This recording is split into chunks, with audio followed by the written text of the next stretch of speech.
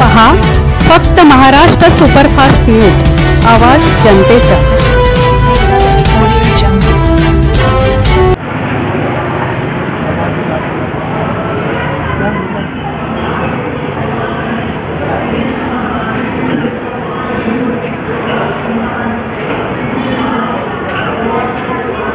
मी प्रवीण पारावे, आपण पाहतात Maharashtra superfast news.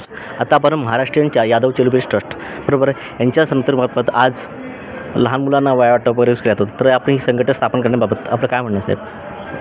Maharashtra Yadav charitable trust 1946 साली स्थापन झाली। आता या संस्थेचे सन्माननीय अध्यक्ष आहेत अजयजी बिरोडकर साहेब।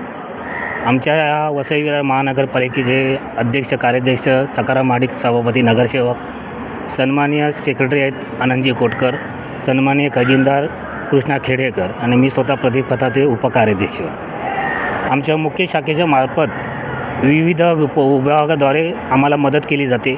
वाया वाटप असू दे किंवा एखादा आजार असू दे, आरोग्यासाठी आर्थिक मदत केली जाते। म्हणजे आपल्याकडून वया वाटप शिवाय बाकी इतरही कार्यक्रम राबवले जातात, ते कशा पद्धतीने राबवले जातात? आम्ही आमच्या शाखेमार्फत जे उपक्रम राबवतो, त्या वर्धापन दिन साजरा करतो, त्या अधिकृत समारंभ असतं, मुलांच्या कलागुणांना वाव मिळणारे सांस्कृतिक कार्यक्रमाचं आयोजन केलं जातं, महिलांचे विविध उपक्रम, शारीरिक अंगिक असे उपक्रम राबवले जातात। तसेच ज्या 10वी 12वीचे विद्यार्थी आहेत, ह्या विद्यार्थ्यांना शैक्षणिक मार्गदर्शन शिबिराचं आयोजन केलं जातं। असे विविध उपक्रम आम्ही वर्धापन दिनानिमित्त आपण हे वया वाटप करता, यांच्या पालकांकडून आपला कसा प्रतिसाद भेटला तो?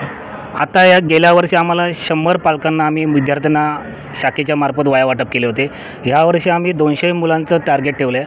आतापर्यंत 100 ते 150 विद्यार्थ्यांनी ह्या वया पुस्तकांचा लाभ घेतलेला आहे। याची समाधानक बाब आहे। आपल्या या शाखा अजून कुठे कुठे आहेत? आता एक विविध कोकणामध्ये आहेत, म्हणजे 17 ते 18 शाखा एकूण आहेत।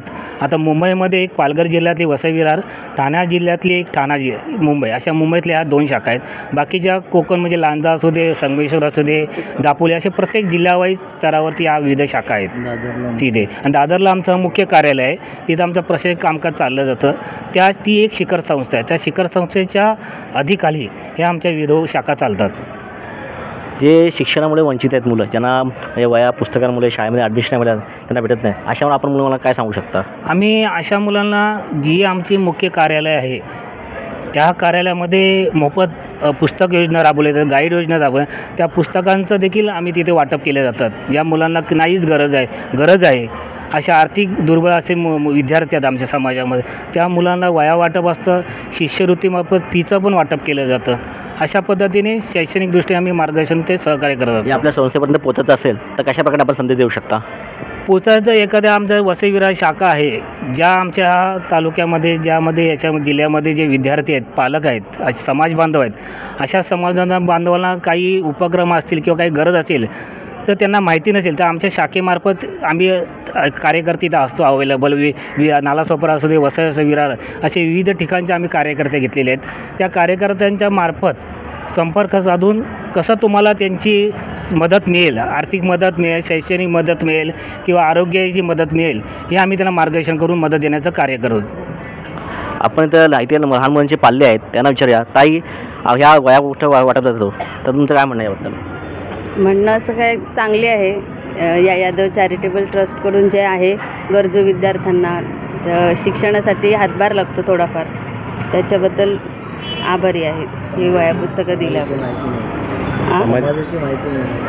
समाजाची माहिती म्हणजे आज आपला हा गवळी समाज पुढे जाईल, हेच